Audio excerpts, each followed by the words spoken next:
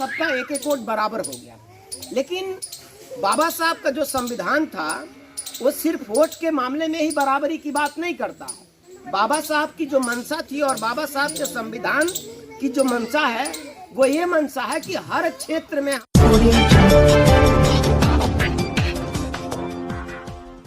सोच सकते थे कि हमारा बेटा भी डॉक्टर बनेगा, डीएम बनेगा, कमिश्नर बनेगा, तब हम सोच ही नहीं सकते थे।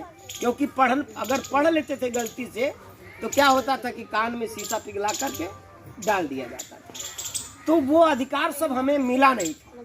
ये सारा अधिकार हमको मिला कब? जब बाबा साहब डॉक्टर अम्बेडकर का संविधान इस देश में लागू हुआ। तो हमारा मसीहा कौन हुआ, हमारा फरिश्ता कौन हुआ?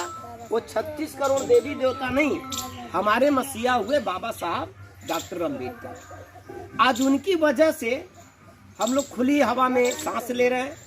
आज उनकी वजह से हमारे तमाम छोटे भाई नौजवान लोग भी हैं यहाँ पे, ये साफ सुथरा कपड़ा पहने हुए हैं, अच्छे से पहने हुए हैं, पढ़ाई लिखाई भी कर रहे हैं।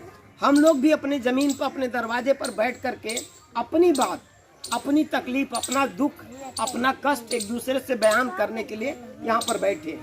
लेकिन तब वो दौर था जब संविधान नहीं था, अपने ही दरवाजे पर और अपने ही खटिया पर हम नहीं बैठ सकते। संविधान लागू हो गया तो बहुत कुछ अधिकार हम लोगों को मिला।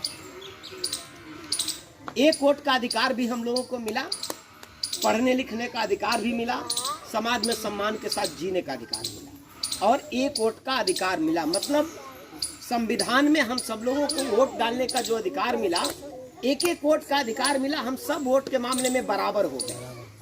कोई राजा हो, कोई बहुत अमीर आदमी है, वह भी वोट डालता है तो उसका भी वोट एक ही गिना जाता है, और हम भी वोट डालते हैं तो एक ही गिना जाता है, आप भी वोट डालते हैं तो एक ही गिना जाता है।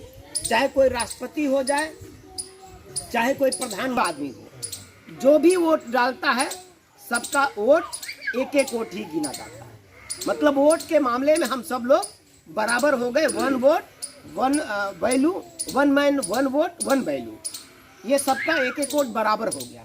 लेकिन बाबा साहब का जो संविधान था वो सिर्फ वोट के मामले में ही बराबरी की बात नहीं करता है। बाबा साहब की जो मंशा थी और बाबा साहब के संविधान की जो मंशा है वो ये मंशा है कि हर क्षेत्र में हमारे समाज के लोग, जो दलित, पिछड़े, गरीब, शोषित, वंचित लोग हैं, उनको हर क्षेत्र में बराबर का दर्जा मिले।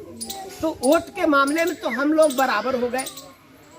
लेकिन एक बड़ी बात यह है कि वोट के मामले में बराबर हो गए, लेकिन जमीन के मामले में तो किसी के पास 200 एकड़ जमीन है और हमारे समाज के लोगों के पास 1 डिसमिल जमीन के लिए भी हमारे दलित और पिछड़े समाज के लोग मोहताज।